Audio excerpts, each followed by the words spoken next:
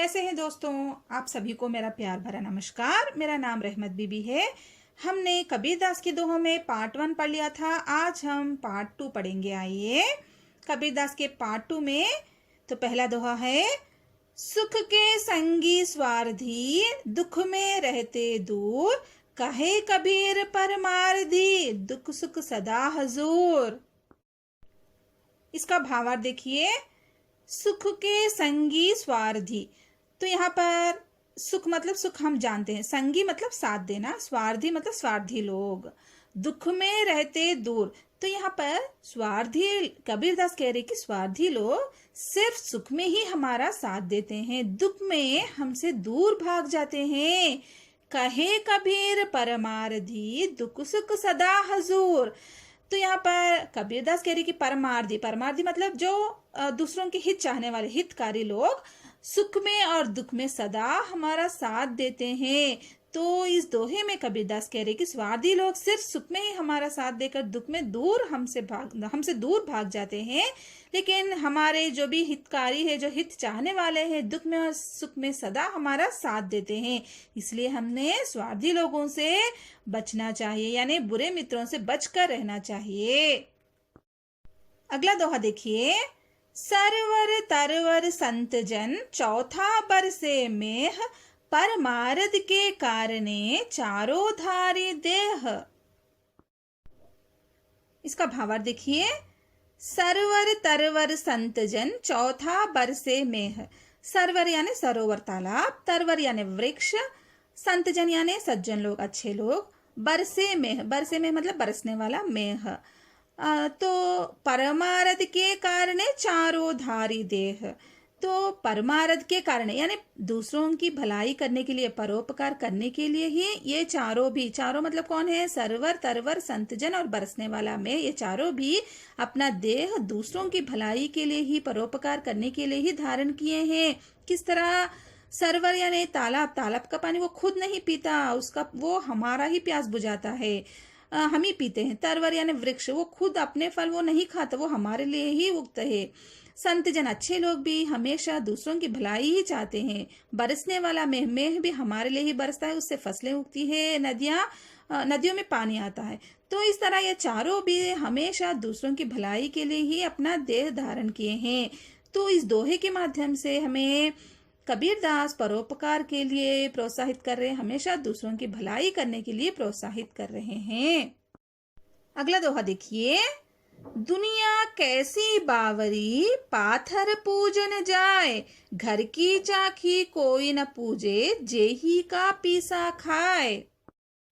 इसका भावार्थ देखिए, दुनिया कैसी बावरी पाथर पूजन जाए। दुनिया मतलब यहाँ पे दुनिया के लोग, कैसी बावरी, बावरी यानी पागल, कितने पागल है। पाथर पूजन जाए, पत्थर, पाथर यानी पत्थर पूजने के लिए जा रहे हैं, कहाँ? मंदिरों में बाहर जा रहे हैं। घर की चाकी कोई न पूजे, जेही का पीसा खाए।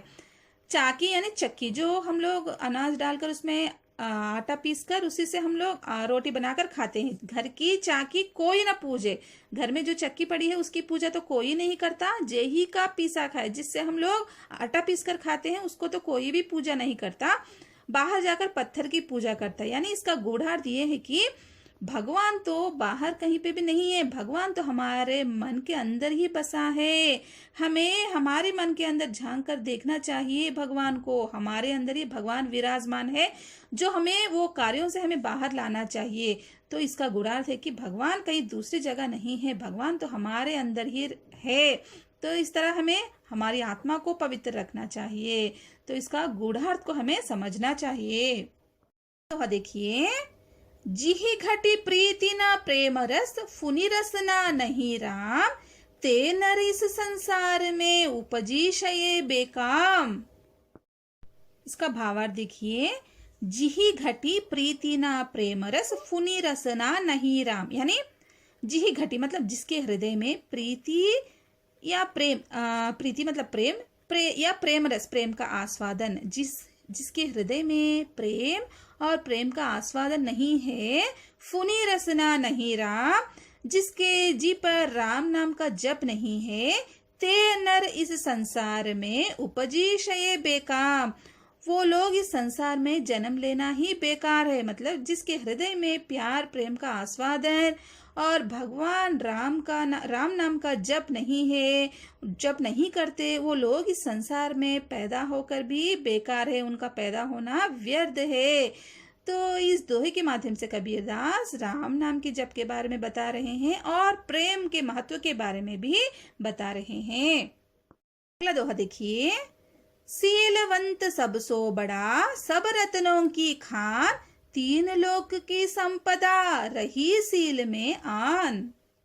ये शीलवंत सबसो बड़ा, सब रत्नों की खान।